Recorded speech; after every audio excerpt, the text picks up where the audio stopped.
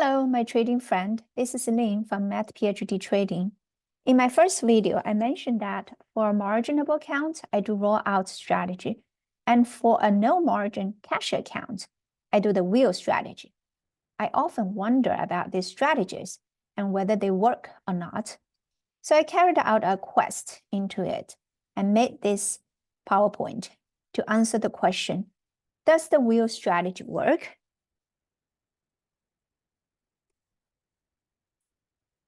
First, what is the wheel strategy? This white figure explains it. You start with selling a put, and the put is cash secured. You keep selling puts until it is assigned. After the assignment, you own the stock. You can then sell covered calls. You keep selling calls until it is assigned. Now with the cash, you start selling puts again, because you can go through this cycle repeatedly, like the shape of a wheel. It's called the wheel strategy. From last April, I sold most of my stocks in my IRA account and had about $205,000 cash. This account is not marginable and is tax-free. Because it is cash covered, so my puts are more aggressive. My puts expire in 1 or 2 weeks. Delta is around 0.24 and have a premium of at least 1% of the strike price. The last condition means if the strike price is 100, the premium needs to be at least $1. On the call side, because I don't want to lose money, I make sure that call strike price is higher than the stock buying price, and that is the put strike price minus the put premium. I would pick the closest week that could give me at least 1% of the strike price premium, and expiration date no more than 3 months out. To satisfy these two constraints, I sometimes couldn't sell any calls when the stock price has dropped a great deal. For example, I currently have 100 shares of Tesla stock, which was assigned a month ago for about $250 each. I have sold quite a few calls on it since then. However, the recent Tesla earnings didn't go well. It dropped from 210 to 180 in 1 day. So when it was at 180 to sell a 250 call and get more than $2.5 premium, I had to go to May 17th. And that's more than 3 months out. If I do so, my annual rate of return is only 3%, and I don't think it's worth it. So I'd rather wait until the stock price goes up. Now let's see if the wheel strategy beats the market or not. And the definition of the market is buying SPY and hold it. And so if we buy SPY on 2023 April and sell it on in this January, our gain percentage is 14.4% and the ARR is 21.6%. And my account has grown from 205,000 to 250,000, and that make the annual rate of return almost 33%. Clearly, the wheel strategy beats the market.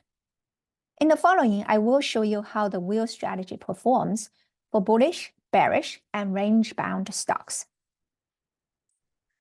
First example is NVIDIA. We all know NVIDIA rose a lot last year. Specifically, it gained 15% from June to December. The ARR is 30%. And my gain from the wheel strategy based on one contract of NVIDIA is $10,645, and the ARR is 46%. The wheel strategy is winning for this bullish stock. My Netflix example is not as rosy as NVIDIA, though Netflix also gained 12.5% in the same period. The wheel strategy based on one contract of Netflix only added about $6,000 to my account. The ARR between buying the stock and the wheel strategy is 25% and 25.6%. Almost no difference. So what's different between NVIDIA and Netflix? I dug into each transaction of NVIDIA and Netflix and plotted them out for you. It's very crowded here, so let me go through with you slowly.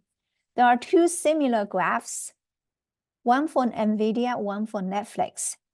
The x-axis is the time, and each bar represents the gain from either put or call. The blue bar is the put call, and the orange bar is the call gain. Y-axis on the left is gain in dollars. Y-axis on the right is stock price in dollars.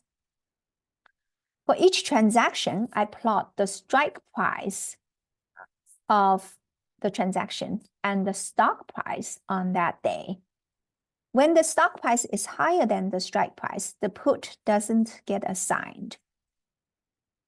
When the stock price is lower than the strike price, the put is assigned.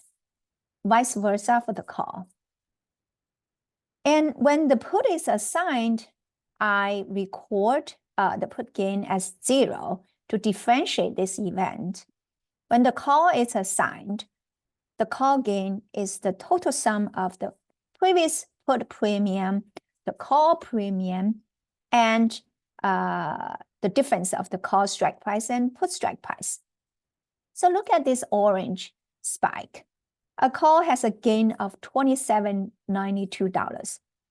I was lucky right after the NVIDIA put was assigned at $452.5 with a premium $500. And then was earnings week. So I got a fat premium of $1,792, even though I extended the strike price $5 out. Altogether, it's almost $3,000.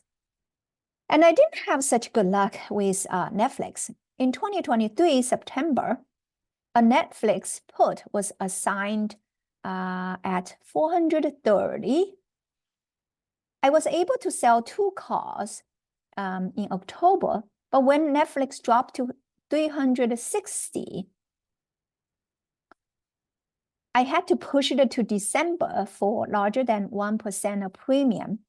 And even though Netflix rose to $470 in December, I couldn't harvest more profit beyond the $430.